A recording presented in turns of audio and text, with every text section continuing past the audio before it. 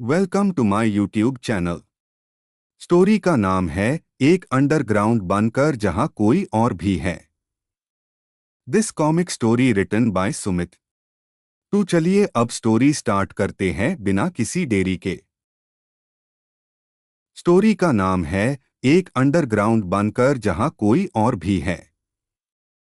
रात के लगभग 11:30 बज रहे थे। बाहर तेज बारिश हो रही थी। ऐसी बारिश जिसमें हर चीज धुंधली हो जाती है, सड़कें, पेड़ और कभी-कभी इंसान का दिमाग भी। मैं उस रात अपनी पुरानी जीप चलाते हुए उत्तराखंड के पहाड़ी इलाके से गुजर रहा था।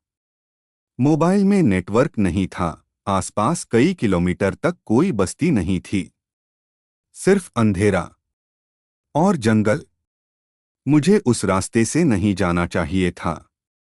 लेकिन इंसान अक्सर वही रास्ता चुनता है जहां उसे नहीं जाना चाहिए।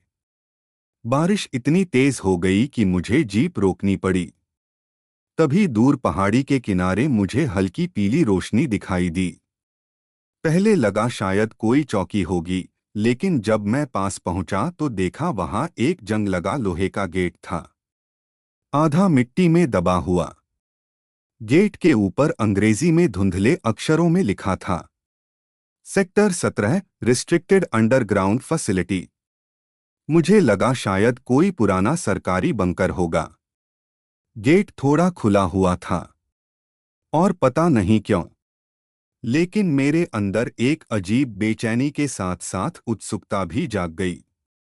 मैंने जीप से टॉर्च निकाली और अंदर चला गया। अंदर जाते ही ठंडी हवा का ऐसा झोंका लगा जैसे किसी फ्रीजर का दरवाजा खुल गया हो।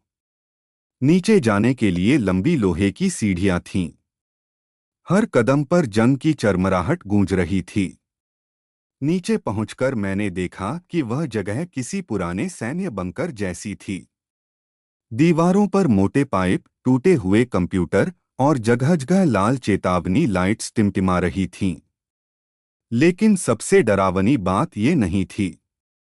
डरावनी बात ये थी कि वहां बिजली अब भी चल रही थी।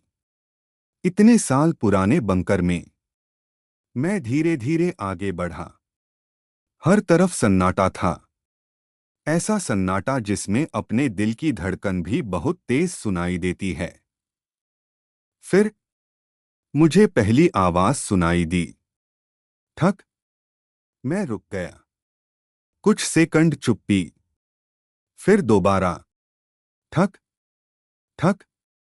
ऐसा लग रहा था जैसे कोई धातु पर उंगलियां मार रहा हो। मैंने टॉर्च घुमाई, लेकिन सामने सिर्फ खाली गलियारा था।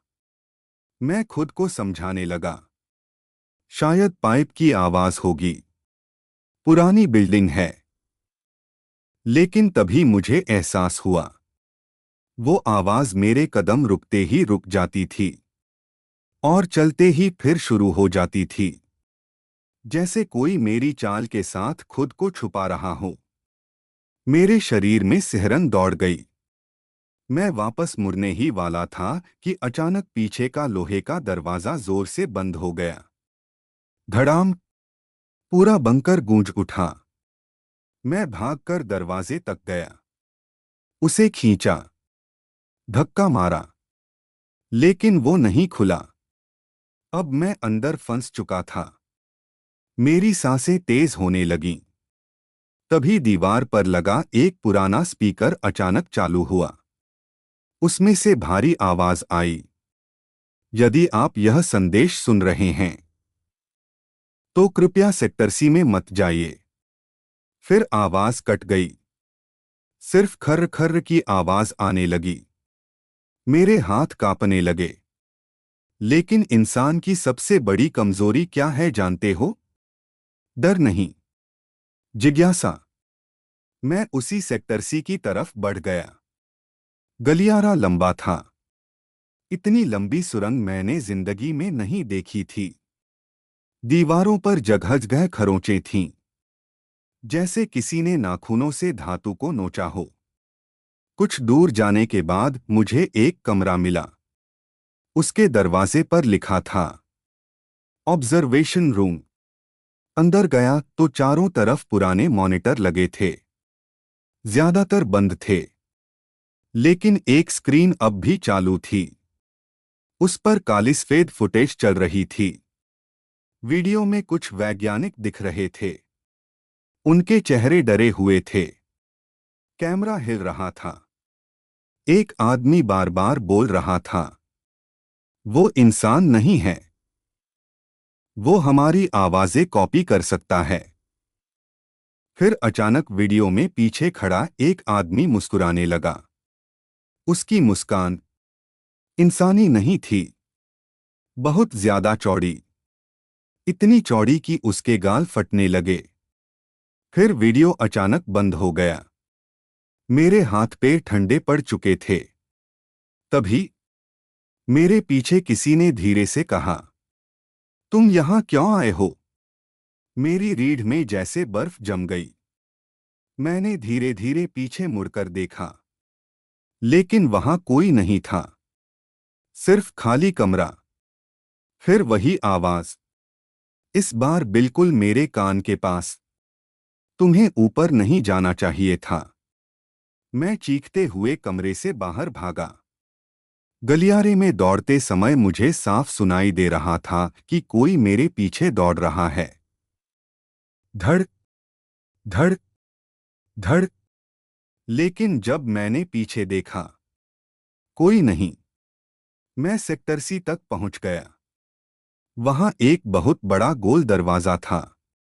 उस पर लाल रंग से लिखा था, सब्जेक्ट 0। दरवाजा आधा खुला था।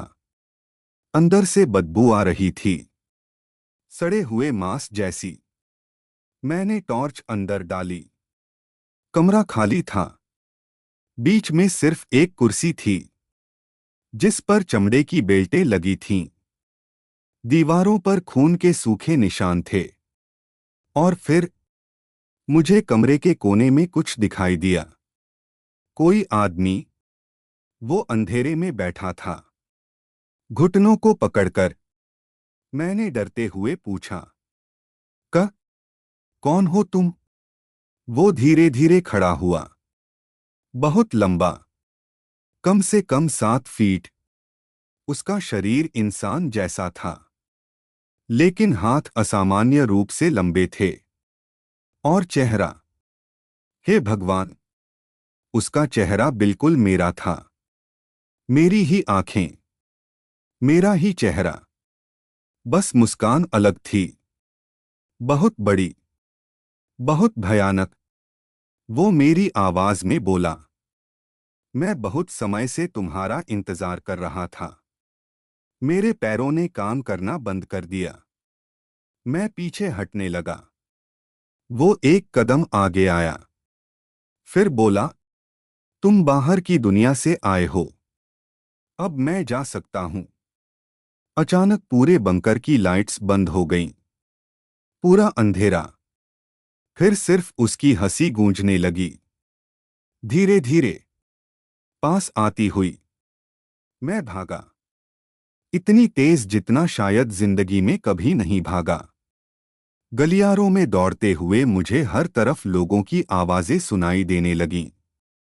बचाओ, मत खोलो, वो यहां है। दीवारों पर किसी चीज के रेंगने की आवाज आ रही थी। मैं सीढ़ियों तक पहुंचा और ऊपर भागने लगा। लेकिन तभी नीचे अंधेरे से मेरी ही आवाज आई, रुको। मैं जम गया। अगर तुम बाहर गए, तो मैं भी बाहर आ जाऊंगा। मेरी सांस रुक गई। मैंने नीचे देखा। अंधेरे में 2 सफेद आंखें चमक रही थीं। और फिर वो चीज 4 पैरों पर दीवारों से चढ़ते हुए मेरी तरफ आने लगी। उसकी हड्डियां टूटने जैसी आवाज कर रही थीं। टक टक टक। मैं पूरी ताकत से ऊपर भागा। गेट तक पहुंचा।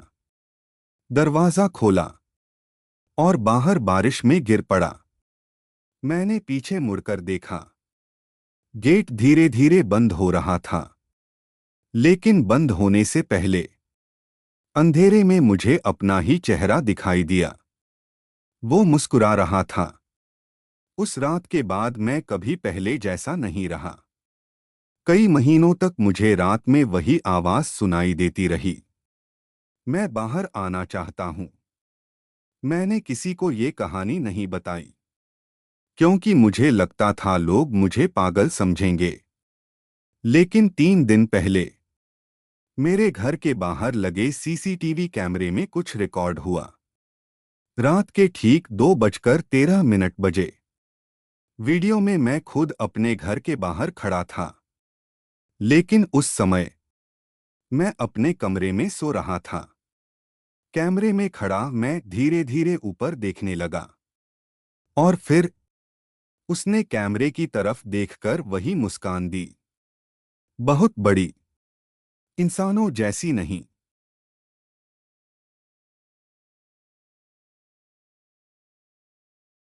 Thanks for watching this comic story. Keep your support.